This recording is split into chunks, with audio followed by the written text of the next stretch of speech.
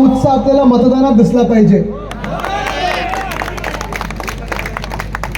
आता विक्रोळीत होतो मी, ते गोवंडीत आल्यानंतर देखील जे आपण स्वागत केलं, माझं पूर्ण गल्लीत जे स्वागत होत होतं, काच माझी खालती होती, लोक येऊन भेटतात, सांगतात की आदित्यजी फिकर मत करो, हम आपके साथ है. हेच वातावरण मला संपूर्ण महाराष्ट्रात दिसत आहे. नक्की दिल्लीत जाणारच आणि सगळ्यांना घेऊन जाणार दिल्लीत, आणि दिल्ली समोर झुकणार पण नाही. दादागिरी नाही चलेगी.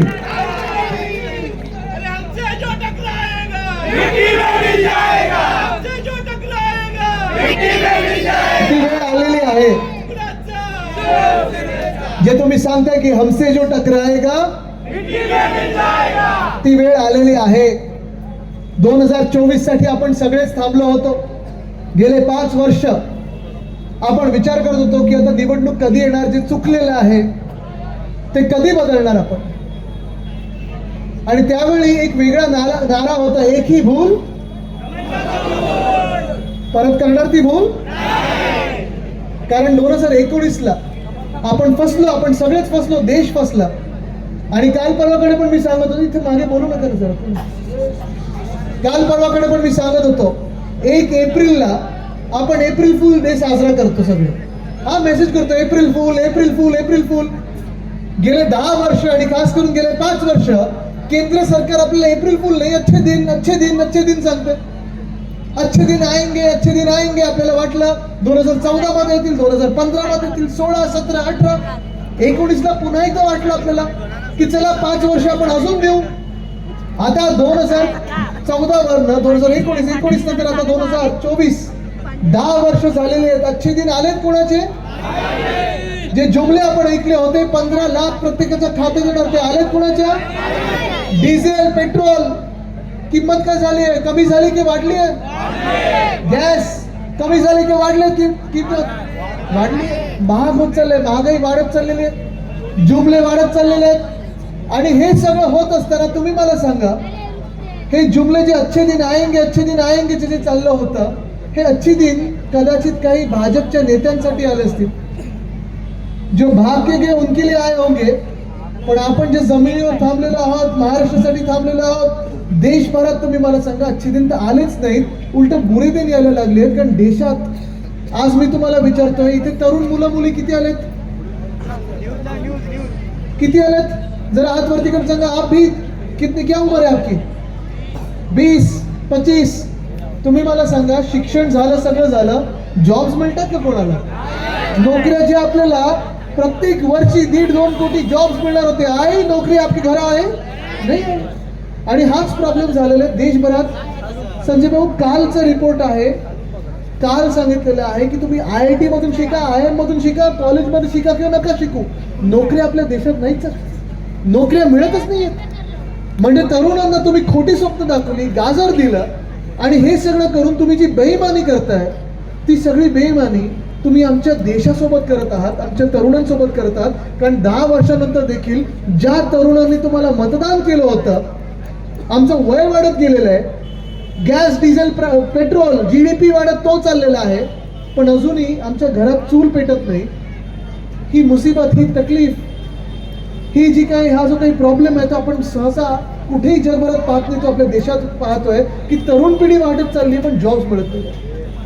आणि म्हणून आज जे तुम्ही माझं स्वागत केलं त्या गल्लीतून इथे येत असताना, इथे खास करून चालत असताना मी नम्रपणे आपल्या सगळ्यांचा आशीर्वाद घेत होतो. वरती बघायला मला स्कोपच नव्हता, कारण एवढा तुम्ही फुलांचा वर्षाव करत होता. पण हाच फुलांचा वर्षाव, ही फुलं आता बदलली पाहिजेत. कमल का फुल तर नकोच आपल्याला, एप्रिल फुल पण नको आपल्याला, पण ही जी फुलं टाकलीत ना तुम्ही, त्या दिवशी EVMच्या बटनावर जाऊन मशालाचं चिन्ह जे आहे ते दाबून अशी मतांचा वर्षाव तुम्ही संजय भाऊंवर केला पाहिजे. गद्दारांचं तर तुम्ही काही लक्ष घेऊच नका, कारण जे गद्दार 40 गद्दार मिंदेंसोबत गेले आणि जे खासदार त्यांच्यासोबत गेले, आता तुम्ही बघता त्यांचे हाल काय चाललेत. आपल्या वेळी हिंमत नव्हती कधी भाजपची असं सांगायला आपल्याला की तुम्ही हा उमेदवार बदला की तो उमेदवार बदला. काल त्यांना आदेश दिला मेंदे गटाला, 5 उमेदवार तुमचे खासदारकीचे बदला. आता मी तुम्हाला विचारतोय, आज त्या गद्दारांना विचारतोय, क्या होगा तुम्हारा? पळाले त्यांच्या सोबत. तुम्ही सुरतेला पळालात, गुवाहाटीला पळालात, गोव्यात जाऊन टेबलावर नाचलात, जे काय होतं तुमचं फिक्स टर्म एम्प्लॉयमेंट सारखं 2 वर्षासाठी होतं, आता पुढे काय स्वप्न आहेत की नाही, तुमची करिअर आहे की नाही? काहीच मिळणार नाही त्यांच्या हातात. गाजर देणार, चला घरी जा सांगणार. पण आज मी तुम्हाला सांगतोय की आज आपल्याला हा बदल घडवायचा आहे, परिवर्तन घडवायचं आहे. आणि आज मी तुम्हाला सांगतोय, तयार आहात की नाही तुम्ही? इथे महिला खूप मोठ्या संख्येत बसलेले आहेत. आज तुम्ही बघा, मी जसं सांगितलं, तरुणांचा जसा अपमान होत आहे, युवाओं को नौकरियां नहीं मिल रही है, ना कुछ उम्मीद है कि कुछ मिलेगा आगे जाके, तसं तरुणांसाठी जसं मी बोललो तसं महिलांसाठी आज विचारतोय मी, महिलांना वाटतंय का की आपलं राज्य तर सुरक्षित राहिले या मिंदे सरकारच्या जे काही राजवटीत? तुम्हाला वाटतंय असं? जर भाजपा चुकून जिंकली तर तुम्हाला वाटते की महिला सुरक्षित राहतील?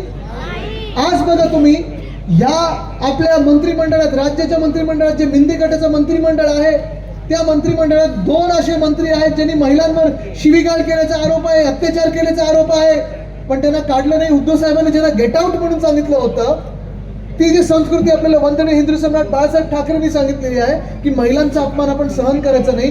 आज मी तुम्हाला एक सोपा प्रश्न विचारतोय. चला, शिवीगाळ तर वेगळी, अत्याचार केल्याचे आरोप वेगळे, पण ज्या भाजपाने बिल्किस बानोचा रेप केला म्हणून त्या रेपिस्टचं स्वागत केलं, त्यांची आरती केली, तुम्ही त्या भाजपाला मतदान देणार का? तुम्ही त्या भाजपासोबत राहणार का? शिवसेनेची भूमिका स्पष्ट आहे, साफ आहे. आणि आज पण मी त्यांना सांगतोय, दिल्लीने ऐकावं म्हणून मी हिंदीत पण बोलीन की बिल्किस बानोचा धर्म काही असेल, जात काही असेल, किसी भी धर्म की हो, किसी भी जात की हो, लेकिन जो अत्याचार करेगा उसको फांसी के फंदे ही चढ़ना पड़ेगा. ही आपली भूमिका आहे. ह्याला बोलतात देश, ह्याला बोलतात धर्म, ह्याला बोलतात संस्कृती. पण आज आपण पाहतो या देशामध्ये ना महिला सुरक्षित आहेत, ना तरुणांना जॉब मिळत आहेत, ना शेतकऱ्यांना काही आश्वासनं जी मिळाली ती पूर्ण होत आहेत.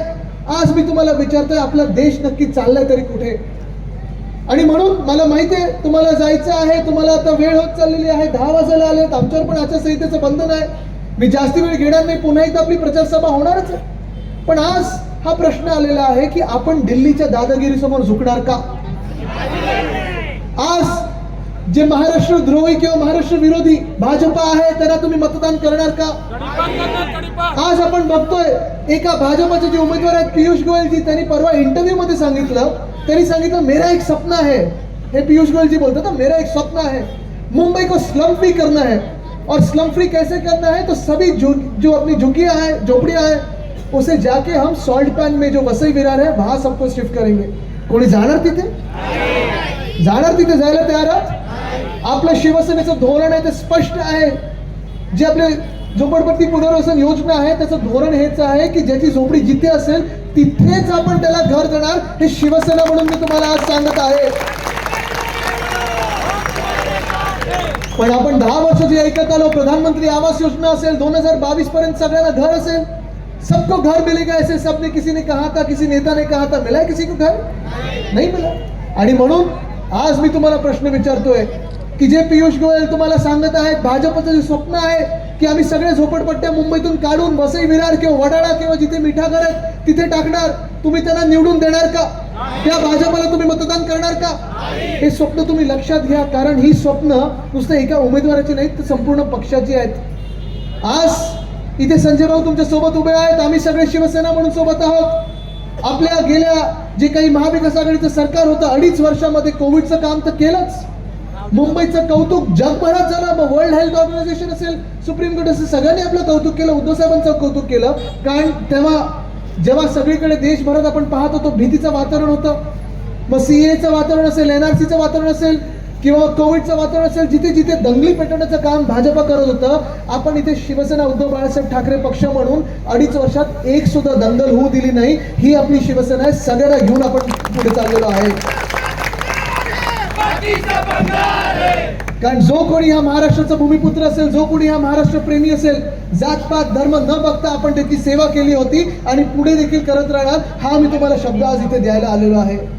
कदाचित भाजपची लोक येतील, तुम्हाला सांगतील की सबका साथ सबका विकास, सबका साथ नकोच आहे ना. त्यांना पोलरायझेशन हवंय, त्यांना जाती जातीमध्ये, धर्मामध्ये, जिल्ह्यामध्ये भांडणं लावायला पाहिजे.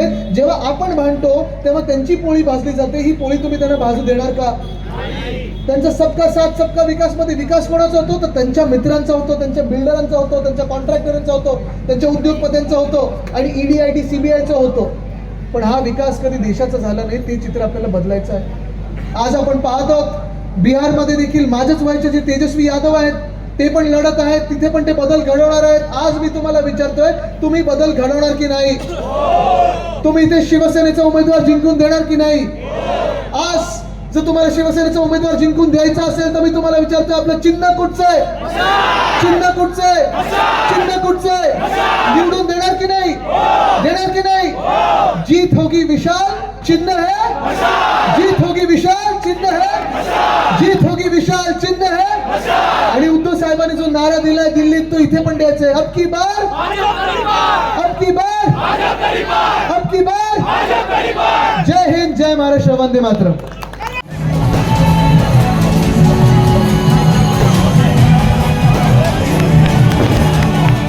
CEN न्यूज, देश प्रदेश की ताजा तरीन खबरों के लिए CEN न्यूज को सब्सक्राइब करें और रहें पल पल की खबर से हर पल बाखबर.